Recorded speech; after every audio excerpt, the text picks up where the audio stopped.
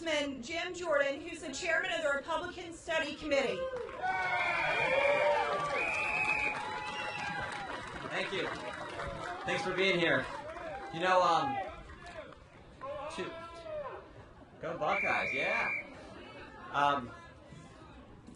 2 weeks ago, I had the opportunity, I was in Philadelphia, I had the opportunity to go to Independence Hall.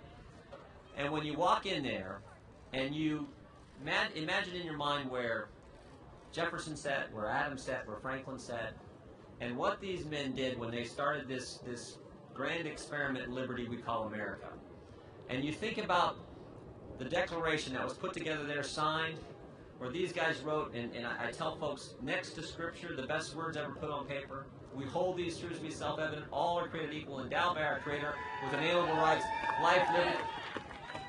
When you think about what took place there, it's truly amazing, this thing we call the United States of America, greatest country in history. And then you contrast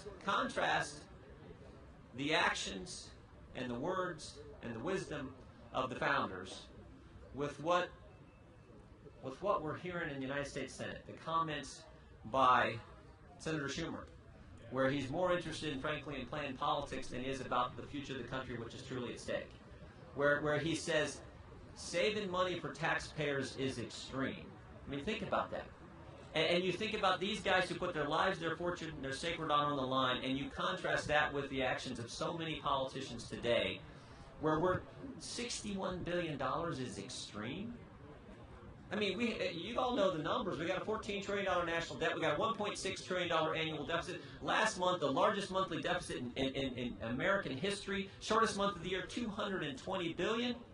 And 61 billion in savings for you, the taxpayers, and the American people is somehow extreme. I mean, we figured, we were talking in our office before I walked over. We said if this card represents the amount of money that we're going to borrow this year, 61 billion is it's about that much. And if this card represents the entire budget, then we're talking about that much in savings for the tax. This is a good first step, and yet they characterize it as extreme.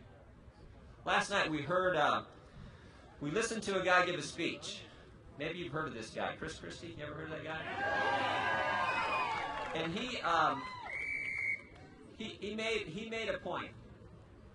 He said, you know, we're at a point in American history, just like those guys in Independence Hall, where we need patriots, not patrons. Point stuck with patriots, not patrons.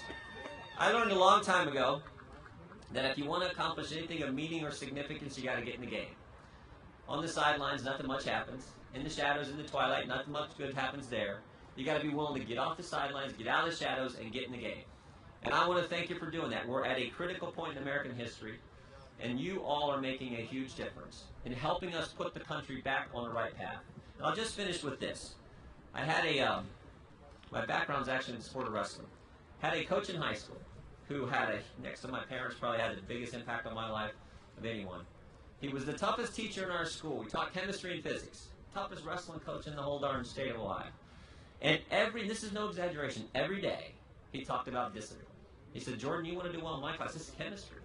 You got to be disciplined about preparing the night before. You got to be disciplined. You got to be disciplined about doing your homework. You got to have self-discipline. He said, in the wrestling room, he said, you want to excel at this sport? You got to have self-discipline. Self-discipline is the most important character quality necessary to achieve anything that matters. There were days I was like, would that guy be quiet? He's driving me crazy. Because he's saying what my dad says every day at home.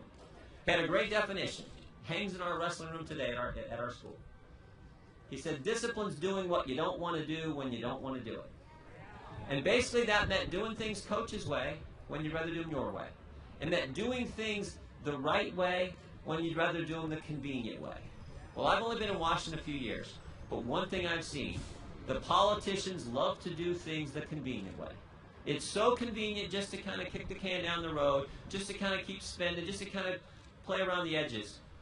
We're at a point in American history where we got to do the tough thing. We got to do the discipline thing. We got to do what the American people have been doing, what small business owners have been doing. We actually have to live within our means and begin to cut spending. And I know we're going to do it because you're going to help us. We're going to send the message to the United States Senate. We're serious about this budget. We think we need the full amount of savings to, again, take that first step towards fixing the country and making sure that the founders, when they started this place, we can hand to our kids the great country they envisioned for us all to have. Thank you, and God bless you.